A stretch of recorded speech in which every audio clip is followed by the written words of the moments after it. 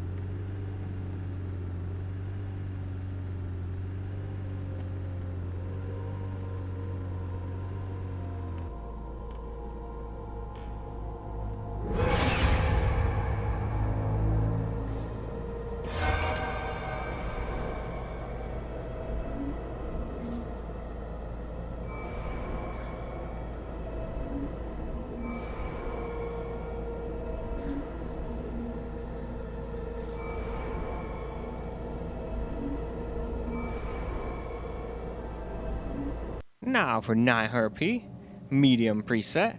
I can't remember if I figure out how to scroll on this one or not.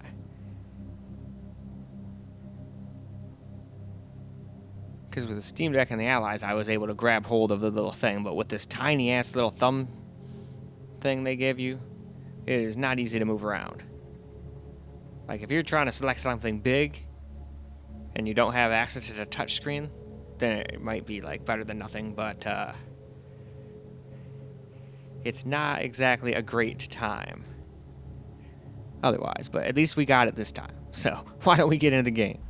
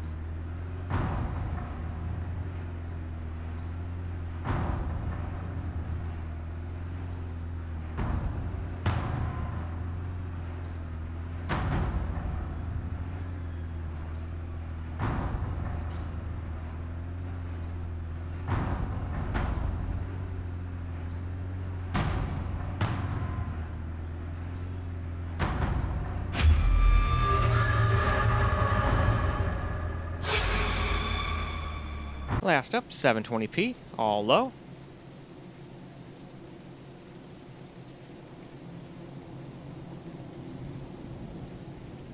So, hopefully, we'll be able to get some pretty decent gameplay just like we did on the Allies and whatnot. And even the Steam Deck did a pretty dang good job once we turned it to low. It might not have looked the greatest, but on these little screens, it's not as noticeable as all blown up. It's definitely a difference between high and low, but it's not as big as some games. But anyway, let's get to gaming.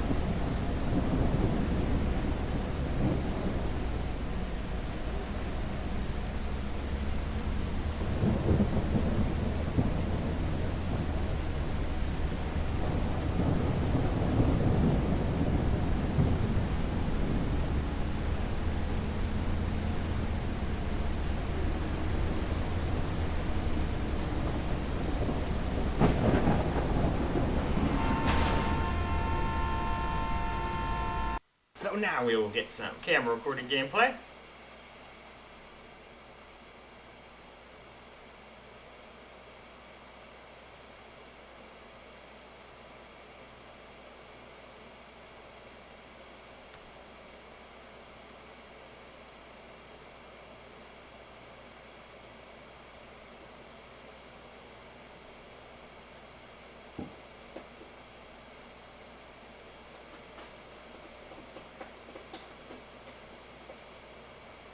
What you doing over there, mister?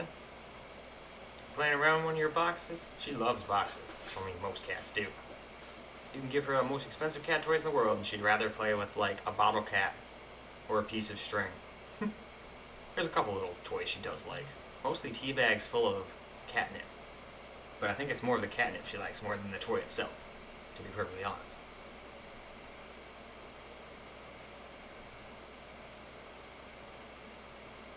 Wow, that screen definitely does take up quite some wattage. When we had it hooked up to the capture computer, I think we were at like 38 or 37 watts. Now we're at 47 watts, so that's 10 extra watts just to have this big ass screen on. And we've already gone down to 35 hours, or 35 minutes, 35 hours. That'd be great battery life. People would be like, shit, I'm gonna buy me that. Still should be plenty. And plus, we're just letting it go absolutely balls to the wall, whatever crazy, outrageous performance thing this thing comes on stock. Same thing with the fan speed. All this is just stock out of the box. I haven't messed with the thing. So there's obviously room for improvement on battery life and on fan noise. But I think the way they have it set up is just like, this is the best performance you can get, basically. And that works for me. Oh yeah, this is the tornado one. This would be so freaking creepy, driving around, not knowing where it is, and then all of a sudden just getting like sucked up by a tornado.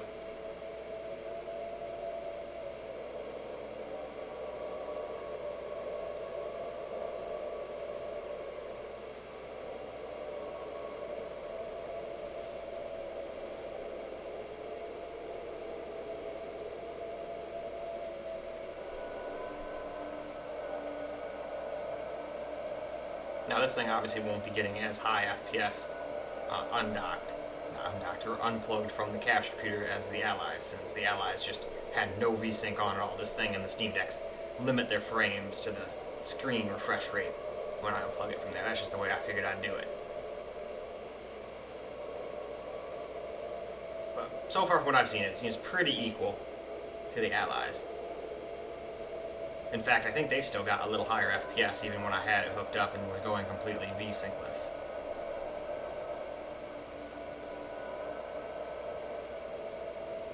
They would get up to 180, 200. Not like it really matters.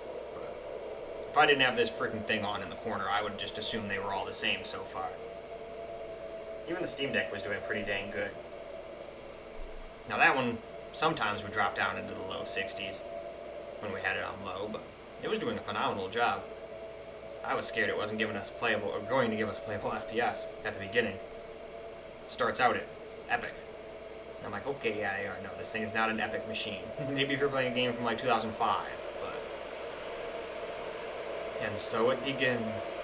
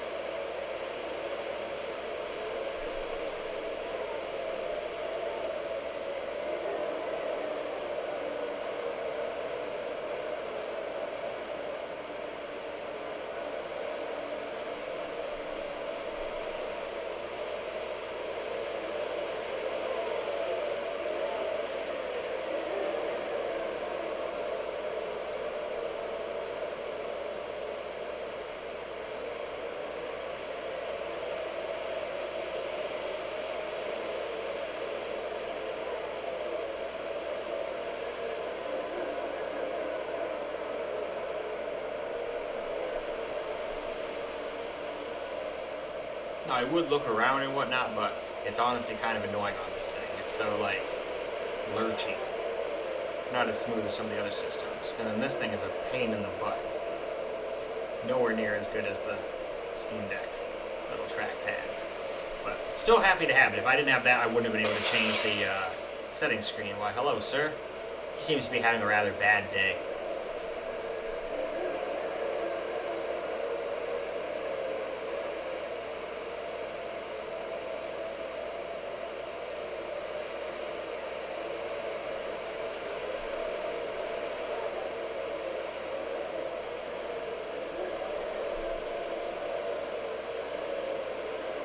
Yeah, I might end up playing this on everything. Because, yeah, it runs fine on low on these things, but it didn't do the greatest when we had it turned up.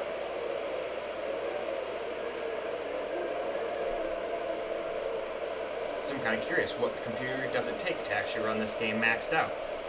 Can the Azushi 50 Advantage do it on Epic? Maybe not. That's kind of what I want to know. Heck, the small form factor might not even be able to handle it at 60 plus 4K on Epic for a game like this. Even though you'd think it could do it effortlessly. Now, it probably can, but we don't know for sure. I'd like to kind of find out about all the other ones past it, though. Since that one that's usually where we'll stop on the easier to run games. Like that Fantasia Neo Dimension game, that game ran great on everything.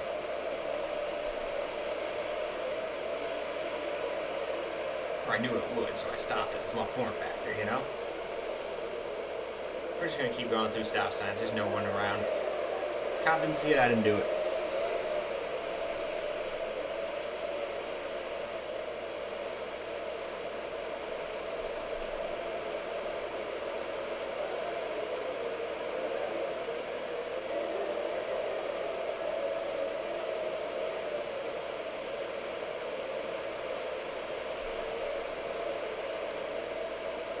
But yeah, just like the original Steam Deck, with this thing, if you just let it go balls to the wall performance on battery, you don't get a whole lot of time.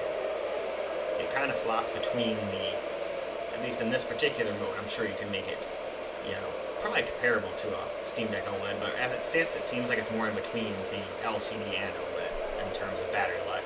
It's not quite as bad as the LCD, but it's not quite as good as the OLED either. At least in its stock form. Like I said, I'm sure you can make it probably almost identical to that OLED if you sat there and fiddled with stuff.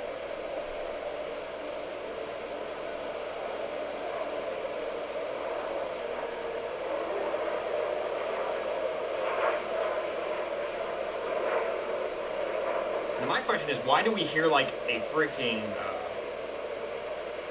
sound like some kind of fighter plane go by? Like all the wind noise sounds kind of similar to what you'd hear during a tornado. What the heck was that?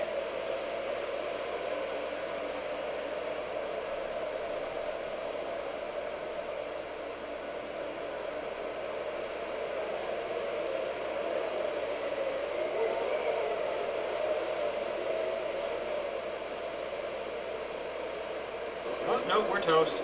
It got us.